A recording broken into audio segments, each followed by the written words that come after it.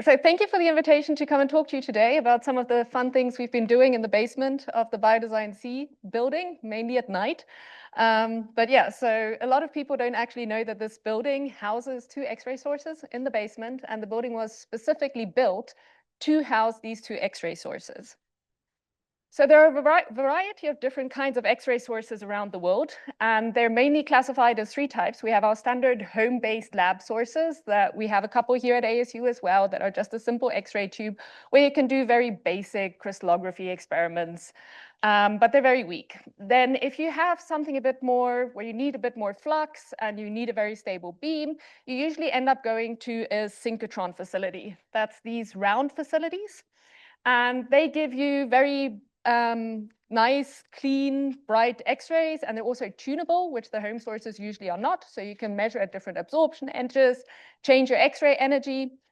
And these work by simply, you take electrons, you wiggle them through magnets that are opposing, and every time the electrons are diverted off of their path, they emit X-rays. And these then give you this very nice bright beam that you can use. And because synchrotrons are round facilities, you can actually have multiple experiments going on at the same time. You just take the X-rays out at different points around this ring. And then in around 2012, another kind of X-ray source came online, and those are free electron lasers. And these free electron lasers, they're very, very long, big facilities. They have this long linear accelerator. They also use undulators, but they do something slightly bit different, and that is they don't actually wiggle the electrons quite as far as you would at a synchrotron. They wiggle them less, and what happens in that case is that the photons that are being emitted by the electrons actually interfere with the electrons themselves, and you get something that is called a microbunching effect. And what that means is that now, as your electrons bunch together, your X-rays, your photons as they're emitted, they are contained within these electron bunches. So you get these ultra bright, ultra short X-ray pulses. And when I say ultra short, I'm talking on the femtosecond scale, so 10 to the minus 15th of a second. And this enabled a whole new realm of science that we can actually do. If you're from the physics side of things, if you look at AMO physics, chemical dynamics, and you care about bond states or spin dynamics, then you can actually use an XFEL to probe it on these ultra-fast timescales. From a biological perspective, it's also very interesting because if you've ever gone and had an X-ray taken, you know that usually doctors, at least in Europe, not so much in the US, because here they get paid for the X-rays, but in Europe, where they don't get paid, are very reluctant to X-ray you if there's not a real proper medical reason. And the reason for that is that X-rays actually damage our biological proteins and molecules in our bodies. And that's bad. So if we wanted to look at very tiny biological molecules, the amount of energy that we put in at a synchrotron, for example, actually damages that sample whilst we're looking at it. But this damage actually takes time to manifest in the sample because you actually need those free electrons that start cascading and then time for your structure to actually unravel. And similar to when you're taking a picture with a camera, if your exposure time is really, really short, then you can actually capture things before this damage actually starts to occur. And we know that this damage takes on the order of femtoseconds to actually start, and it takes up to picoseconds for the whole protein molecule to actually disassemble. So if we can look at it with a femtosecond X-ray pulse, then it doesn't matter that we blow up our sample because we already have the image of the undamaged structure. And this is called diffraction before destruction and is what landed these XFELs on the map from a biological perspective. The problem with these X-ray sources is, as I mentioned with the synchrotron case, that are round, where you can do multiple experiments at once, these X-ray sources are linear accelerators.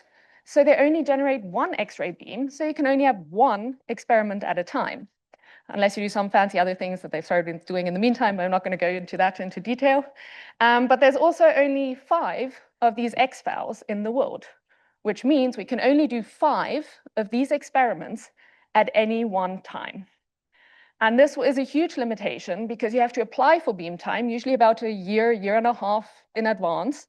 And then if you're lucky, you get awarded beam time, then you wait a year and a half, and let's hope, fingers crossed, your sample is still ready by that time and hasn't degraded, or you can actually remake new sample, which anyone that's ever worked with biological molecules knows is not that easy.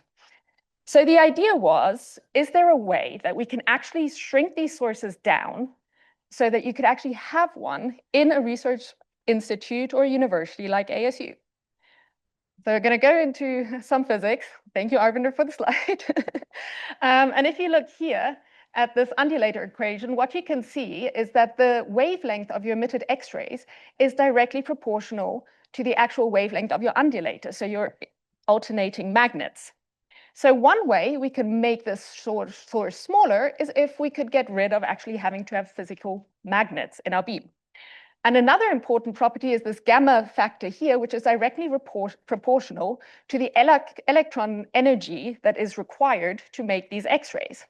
So when you're at the big facilities, because your undulators are around 2 centimeters long, or your undulator period is around 2 centimeters long, you need 12 giga electron volts before you actually go into this undulating process.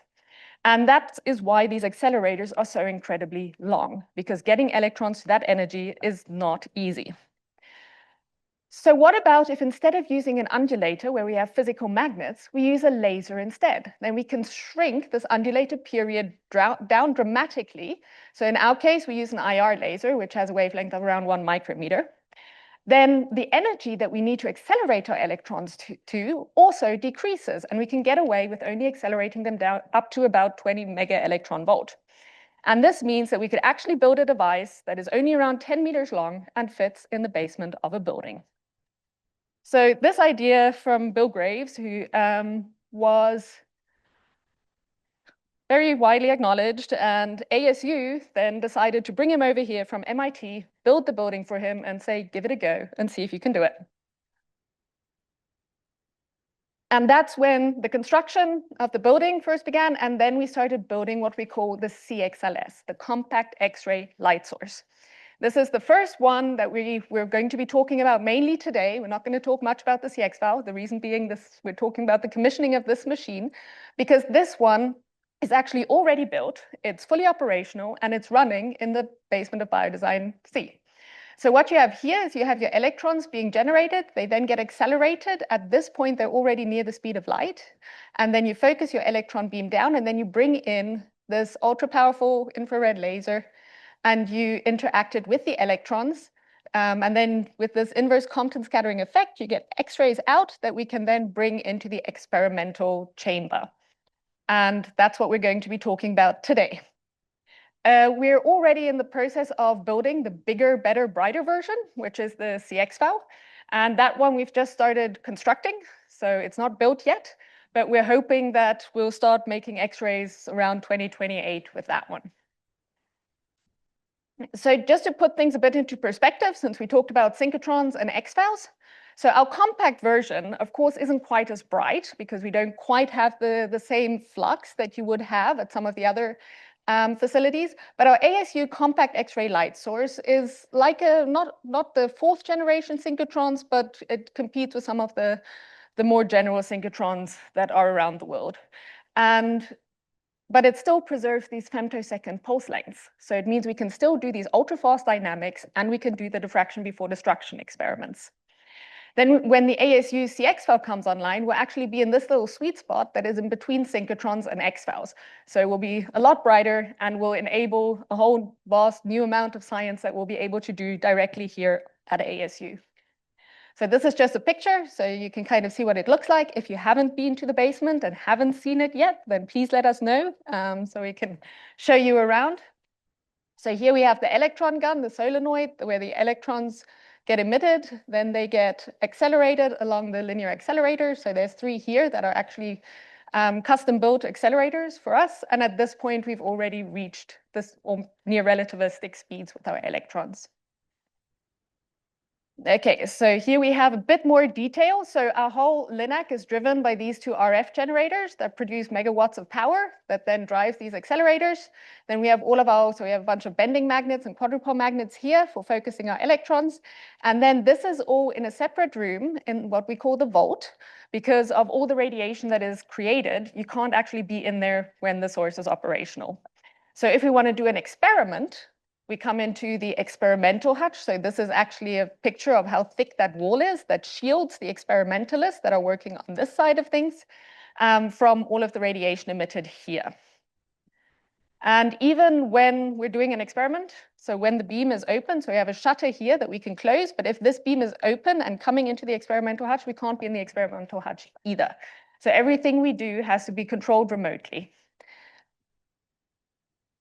This is just an overview of some of the properties that we've already achieved for the CXLS. So we're already getting very decent flux numbers out. We're getting very short pulses, so we're already on the femtosecond scale. And we're currently working on optimizing things so that we can actually get into our design parameters that will especially increase the flux. So this is a view of the interaction point, because this is where the magic happens, where our electrons come in, and where we then have this infrared laser that interacts with the electrons and generates the X-rays. And the thing I want to point out here is actually this green box here is a Montel optic. And you're going to hear that word a lot because it's part of the commissioning that we had to do, were these Montel optics.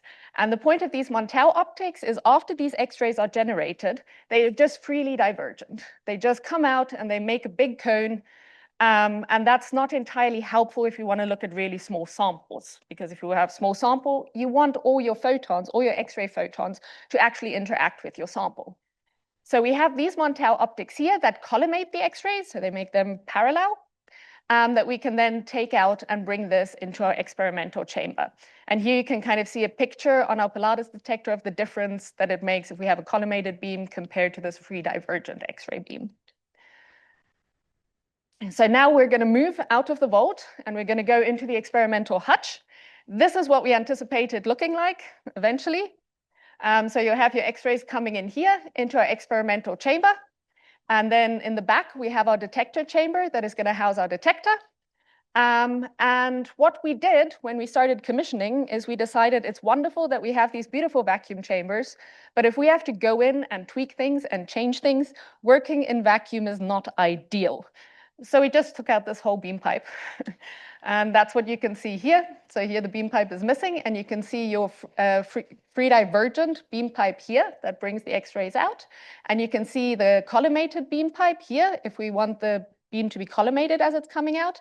And we have this Pilatus detector that is on a movable stage, so we can move it from the free divergent beam pipe. So first we put it there, make sure we're generating X-rays, look at our X-rays, and then we can try and put it through this Montel optic and then optimize it on the Pilatus detector by just moving it over here and make sure we get nice collimated X-rays out. So this is the path. So we have this first Montel in here. And like I said, having a collimated beam, at this point it's about 3 to 4 millimeters, but we want it even smaller because our samples are often on the micrometer scale. So we want to focus our X-rays down even more, which means we put in a second Montel optic over here that takes this collimated beam and then focuses it down to around 30 to 50 microns. Yes? Yes, so it's 2 silicon mirrors, and then you pretty much use the Bragg reflection of the 2 mirrors to get your collimated beam out. Okay, so let's look at some of the results we achieved. So we started this X-ray commissioning, which is everything after the vault, last summer. And this is a very recent picture taken just a few days ago of what our current experimental setup looks like.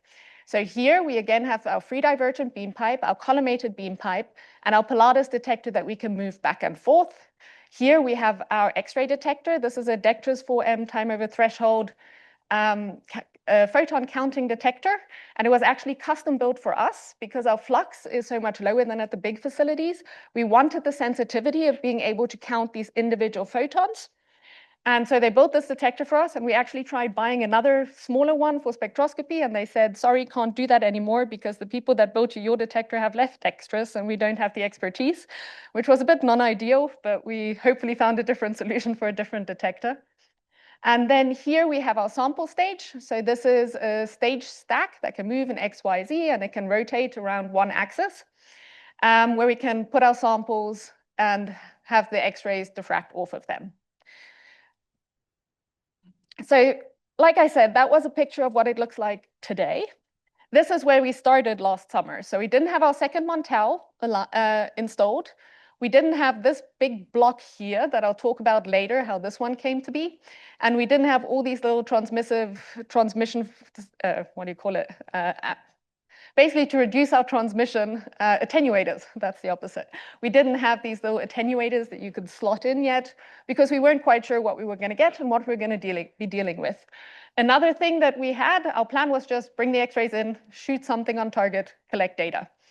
But we were very afraid of getting the direct beam onto our detector because it's so sensitive. We were afraid, knowing it's the only one in the world, that we would damage it.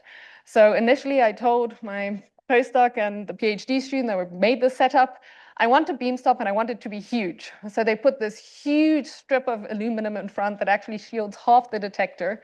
And that was mainly to avoid any kind of beam drift or something that would actually result in detector damage. Whereas now, if you look at our beam stop as we've optimized it, it's this teeny tiny little point here because now we know what we're doing and we trust our beam, so we could downsize things massively. These are some of the sample holders that we have. So we actually have a very nice little system. These are all magnets, and it's just a wafer that clips on top of one another with these magnets. So you can put pretty much anything inside here. You can put capillaries in, you can put little 3D printed microfluidic chips in there, or you can just use Kapton foil to trap a sample in there. Very versatile. This is what we actually used for the first experiment. We used some Play-Doh and some Kapton tape, and we just stuck some capillaries on there with little protein crystals inside the capillaries. Yeah, this was the first diffraction that we ever got at CXLS, and what you're looking at on the left is just aluminum foil, the same you have in your kitchen. We just put it in, diffracted the X-rays off of it to see what we would get. And we were very excited because we'd never seen any kind of diffraction on our detector before. And then we also put a vitamin B12 crystal in the beam because we had these big vitamin B12 crystals, and vitamin B12 is a very small molecule, so it has a very small unit cell. So you get very, very strong Bragg peaks. And so we got our first actual crystal diffraction as well. But one thing that you'll notice that I already alluded to a bit is we also got a lot of noise because this is supposed to be this big giant beam stop that we put in. But you see there's a lot of noise here in the middle that's going straight through the beam stop. So one of the things we weren't quite thinking about is if we make our accelerator smaller and we can actually collect data right next to the accelerator, then we get a lot of radiation from the accelerator that actually comes through the beam pipe along with the actual X-ray beam. So that's why, if you remember the picture, I'll bring it up again later, we have this big giant lead block right outside the exit window of our X-rays, and that is simply to try and get rid of this extra radiation that is coming through the beam pipe from the accelerator. So we celebrated. This was 5 a.m. in the morning. We'd been working, I think the engineering team started at 7 a.m. and at 5 a.m. the next day, we got this diffraction. So we were all celebrating despite being very tired. And then we decided to actually now start worrying about doing our first experiment. And the first thing that we wanted to know was, what is our X-ray energy? Can we get a very accurate calibration of our detector distance, our sample to detector distance? And we needed some way to know exactly where our beam center was for our detector so that we could actually index things later. So the sample that we decided to use was Lab 6. It's a beautiful purple powder that we just put onto some Kapton foil, and it gave us these beautiful rings. And Adil was then able to go and actually find these peaks and wrote this beautiful code that would tell us exactly what our detector distance and our wavelength probably are based on these rings. And this is now standard practice for us, something that we do at the start of every beam time because our X-ray never comes back quite in exactly the same position. That we run this Lab 6 experiment. And so we decided to move on to biology. And we were very cautious. At this point, we're only working with 1 Montel optic, remember, so our beam is actually collimated. It's 3 millimeters as it's coming out. So we placed our sample around 3 to 4 meters downstream of this Montel, and this is a protein crystal that you're looking at. It's a protein called proteinase K, and you've all come into contact with it before because it's actually very common in laundry detergents, because it's known to just chop up all kinds of amino acids or cleaves certain sequences. And so it's very good at just, if you have biological stains on your clothes, it helps actually get them out because it destroys all of these proteins. So it's a very nice system. The reason that we chose it is because the unit cell is not too big and not too small. As Goldilocks would say, it was just right. And it also diffracts to really, really nice resolution. And we happen to have these really big crystals because I accidentally grew these big crystals a few years ago. Unintentionally, I was trying to get small crystals. So we had these ready to go. The unit cell is really nice. It's also a very high symmetry unit cell, which is also something that we were interested in, because if you have high symmetry in your crystal, it means you can get away with only taking a small wedge of data. You don't have to do the full 360-degree coverage to get a complete structure, to get complete data. So we decided we were going to go with 3 times 10-degree rotation wedges, so a total of 30 degrees, and we were going to rotate the crystal incredibly slowly. And this was because we still had this full collimated beam that was huge, so 3 millimeters compared to our 600 micron crystal. We were losing a lot of photons, and we wanted to make sure that we'd actually get enough signal on our detector for this data set that we'd be able to index it and solve the structure. And the reason we chose to do wedges instead of doing a full 30-degree rotation is because at this point, we still did not trust our X-ray beam. That has changed in the meantime. And we were afraid of the X-ray beam actually drifting in between and us not noticing. So we collected this data. It took 5 hours just for this one 30-degree wedge of data collection. And here's a picture of what the data looks like. So this has been cleaned up a bit, but you can see these Bragg peaks as they come in and out of their diffracting conditions. And you can also see, so this noise that you're seeing is just simply cosmic rays. So you just saw one there because that's how sensitive our detector actually is, that you can pick up these cosmic rays as they're coming in just from the sky. And we got a full complete data set. And here you can again see this big beam stop and also this noise that is still coming from the accelerator that we hadn't actually eliminated at this point. And we got a full complete data set, and you can see it's actually up to 2.1 angstrom resolution that at this point was simply limited by how close we could bring our detector, and otherwise absolutely beautiful data statistics. So we went ahead and solved the structure. So here you can see what proteinase K looks like. This is the individual amino acids with the water molecules, and this is the secondary structure, which actually tells you about the function of a protein. And what was even more interesting is that we decided to calculate an anomalous difference density map. And to get anomalous scattering, you have to be able to actually look at the intensities of your Bragg peaks very, very, very accurately, because what you're measuring is a teeny tiny little difference in symmetry-related reflections. And the fact that we could actually get this beautiful anomalous difference density map where you can see even the calcium atoms and every single one of the sulfurs in the structure means that our data was incredibly accurate and really, really high quality. We mainly think it's because of how slowly we rotated that we got these beautiful Bragg peaks sampled very, very meticulously. Okay, so we celebrated again. Petra Frommer baked 2 cakes for us, and here you can actually see she put the protein structure on one and a diffraction pattern on the other. And yeah, very good cakes. We had a very nice day, but then it was time to move on and do some more diagnostics. One thing that we were really interested in was what is actually the bandwidth of the X-rays that are coming out. So we used a silicon crystal and we measured it in transmissive mode. So we basically found a Bragg peak and then rotated and sampled the whole Bragg peak to get an idea of what the bandwidth of our beam actually is. And you can see here it's about 1 to 3% bandwidth.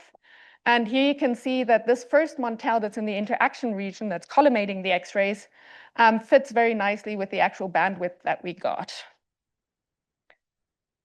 Okay, so now we decided we're happy with our collimated beam, but now we actually want to do something a bit more exciting, a bit more interesting. So let's worry about putting the second Montel in. because that way we can focus our X-rays down and we can look at actual smaller samples. Another problem we ran into, actually, first I was really impressed because I expected this to take about 3-4 weeks to figure out how to get this Montel nicely aligned.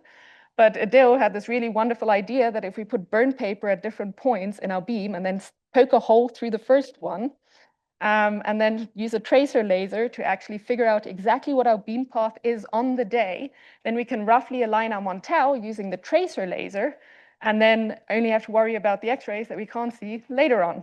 And we actually managed to align this Montel within the first night that we tried. One problem that we had, though, were these extra flares that we were getting. So your beam is actually here. It's being blocked by a beam stop, but we got these extra flares from the Montel. So Adil being Adil, we weren't paying attention to what he was doing. So he went in and actually installed a pinhole so that now these flares have also been cleaned up. And we have very nice, clean X-ray beam coming out without this extra radiation from the accelerator and without these extra flares from the Montel. So this is just a reminder. I said I'd bring it up again. This is this big lead block that gets rid of this accelerator radiation. And in this point, the pinhole isn't installed yet because we're not running X-rays, or I wouldn't be here taking pictures. I think Hal was taking this picture. But usually after we align the Montel, we then align the pinhole as well to get rid of those extra flares and have a very nice and clean beam. So where are we now? Currently, what we're working on is we want to do our first time-resolved X-ray crystallography experiment. And the protein that we chose for this is photoactive yellow protein. It's a signaling protein that lives in algae.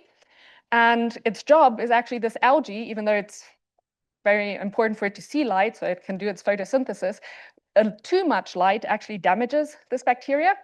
So the photoactive yellow protein, if it sees a certain amount of photons, it undergoes a change. And that tells the flagella of the bacteria to start wiggling so it can swim out of the light. But for us, the reason it's interesting is because it's a very small protein, and it has different dynamics on different time scales. So at first, if you're in the femtosecond to picosecond region, then this chromophore here will go from a trans to a cis transition, just a symbol rearrangement. And then from the picosecond to the nanosecond scale, you'll start seeing small changes in the protein pocket. And then from the nanoscale to the microsecond, you actually start seeing bigger global movement in the protein. And then from the millisecond to the second scale, this thing actually reverses again and resets. So depending on how long we have to expose to get enough signal, we can choose which dynamics we're actually going to be able to visualize and look at. So that's where we are at right now. We've collected a bunch of different data on one of these crystals already. We call it dark data because it's where we haven't activated the protein. Like I said, this is a light-activated protein that needs photons from a laser, from a pump laser. But we don't have the pump laser quite aligned and ready yet. So we took some dark data just to get an idea, get our reference structure. And what we did now is this was in the fully collimated, optimized beam, and we wanted to know how long are we actually going to need to collect this data. And you can see here that even when we were rotating now rather fast, 1/4 of a degree per second, we only needed around 10 minutes, 11 minutes of data collection time to collect a full 60 degrees on this protein. So we're very happy about that. Clearly, getting the actual focus beam and everything worked really well. And now we're pretty much just getting our laser ready. And hopefully in the next few weeks, we'll try to collect some time-resolved data on this protein. Okay, some of the other things that we're interested in, one thing that I'm very interested in is to see whether if we actually measure at our full repetition rate, which is 1 kilohertz, and then some image is up into exposures, we get the same amount of signal than if we actually just collect on the detector for the same amount of time. We're getting ready to align this nanosecond laser so we can do the light data collection on PYP. And then we want to establish solution scattering capabilities as well. So that's also in the near future where we're going towards. And then we have to move this whole experimental setup that we've been doing in air into vacuum, simply because vacuum is less background, less air scatter. And we also want to see how small we can now actually make our crystals, because if our beam is 70 microns, then we want our crystals to be that size as well. Okay, so this is what I have for the commissioning experiments, but I still have 15 minutes, so I can still tell you about some of the other fun things that we've been doing. But first, I wanted to point out the huge, huge team that is actually behind the CXLS, because what you heard from me today is everything on the X-ray side.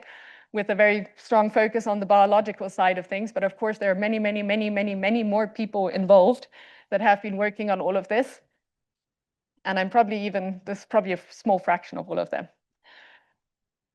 But yeah, here's a picture of us in the control room. Again, very happy with the way the progress has currently been going. Okay, so I wanted to talk a bit about the data analysis tools that we've been developing for CXLS, because as the lead of the data analysis team, that of course is kind of, well, something that's very dear to my heart. And it's actually very interesting because our data analysis team is not your standard data analysis team. It's not that we have some physicists and some computer scientists and they kind of figure out what to do with the data, but our whole team has very different expertise around all kinds of different areas. So we have two people that actually have been in the wet lab, made biological samples. We have quite a few people that have experience with the sample delivery methods that we use for these kind of sources. Then we have people that just have plenty of experience working at other XFELs and are familiar to this kind of data. And then we have a lot of supporting people that are very, very much purely on the data analysis side of things. And so the first thing that I would like to show you is, as I mentioned, aligning these Montel optics. The first one, I think, took about a year. The second one, I was amazed, took a day. But even when they're aligned, finding that optimal sweet spot where you're getting as many photons through as possible is really, really hard. And as I mentioned before, if you leave Adil alone for too long, he starts doing useful things. So this is something that Adil started working on currently, because we're not running Beam, is that he decided he was going to make a digital twin of these Montel optics, where we can actually then train an ML model to predict what the optimal sweet spot will be based on the data that we collect on our detector that's going through the current Montel configuration. Another fun project, which Tim is working on, is we were very concerned that when our beam comes in from the second Montel, it's very, very divergent. And you don't usually have that at XFELs or at synchrotrons. So we were very concerned about how that was going to impact the data, because if you have divergence, then your peaks spread out. So Tim actually wrote the simulator where you can change both the divergence and the bandwidth of your beam, and you can see how that impacts the actual Bragg peak shape in all 3 dimensions. Then another project that we were working on in collaboration with UWM is, because our signal is so low, the question was, is there a better way that we can actually extract, especially dynamics of a system, from very, very low signal data? And this was what we decided to investigate, was if you do a ZAX-WAX, or a small angle X-ray scattering or wide angle X-ray scattering experiment, and you get information about proteins and all kinds of random conformations, and you then do a time-resolved experiment on that, whether there's a way that out of this, which doesn't look like much, you could actually find out something about the dynamics or the kinetics of the system. And they are experts in this NLSA algorithm, which is nonlinear Laplacian spectral analysis. And what we did is that we simulated data of this calmodulin protein that you see here. So you see it once in its closed state in purple, and then if you add calcium to it, it makes this huge change to this pink version. So it's kind of like a clam that opens up. And we simulated this happening over a course of time. I mean, time scale at this point is relative for us because it's simulation. And we just took a single sigmoid. We said one state will steadily develop into the other while the other one decreases. And we did this for the actual properties that we had at CXLS at that time, which were still very, very low. It was 10 to the 5 photons per shot that we simulated. And what we found was that if you use this NLSA approach on this data, I should mention here, so this is radially average data. So if you get solution scattering, right, you get these rings on the detector. So we radially average those, and then we build this time evolution stack. And if you then apply SVD to this stack, what you get are singular vectors that it's really hard to actually pick out the sigmoidal shape function out of these. You can kind of see it here in V3, but V1 and V2 just look like noise. Whereas if we apply this NLSA approach, we could very clearly see that this is where the signal was actually hiding, for lack of a better word.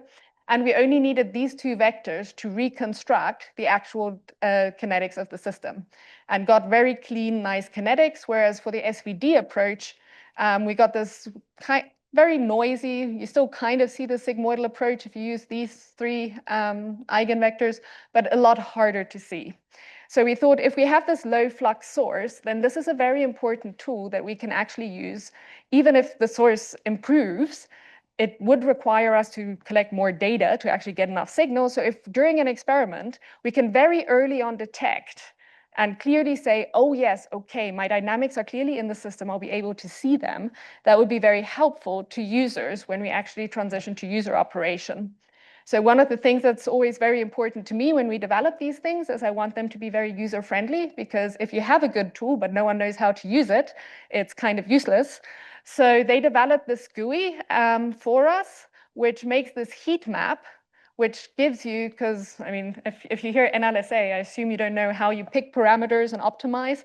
So instead, what they did is they will, based on the data, pick default values for you, and then it will calculate this heat map for you, where you can then find these clusters where you get better matching eigenfunctions, which is an indication for this. These are good values and parameters to try. And then if you select one of these on the heat map, a little image, well, a little GUI pops up that says, show me what this looks like, and it will show you the eigenvectors and the eigenfunctions, and you can select the ones that you want, and then you can just run the reconstruction based on that. It's very user-friendly and a nice way to actually use these rather complicated tools. I'll skip over this one for the interest of time, but this is something that we kind of wanted to be able to, if we write a piece of analysis code, we don't want to be detector specific, because we have so many different detectors. We have two Pilatus detectors, we're getting a Manta detector, we have our Eiger detector, I don't even know what the AMO people are planning to buy. So we wanted to make sure that all of our detectors would interface with our analysis code in the same way. So we used this package, which Rick Kirian actually has been building over the years, simply because he was so tired of going to every XFEL facility and their data having different structures and they're all having different detectors. So he built this software suite where all you have to do is define something that's called a frame getter that describes to the software what does a data frame actually look like, and then all the analysis part is decoupled based on that. And so this is the one that we've implemented it for all our detectors, and you can do all kinds of different things for it. And you can even write your own little Python plugins if you wanted to do some sort of custom analysis. And then you don't even have to worry about what your data frame looks like, because we already have the frame getters for all of our detectors. Another project that we had is through the Siren project here at ASU, which connects cyber infrastructure facilitators with research labs. We got Brent Smith to work with us for a year. And what I told him, what I would like him to do, is to actually write a noise compressor that is specific to Bragg peaks at CXLS, while Bragg peaks are very, very similar to the actual noisy pixels that we get.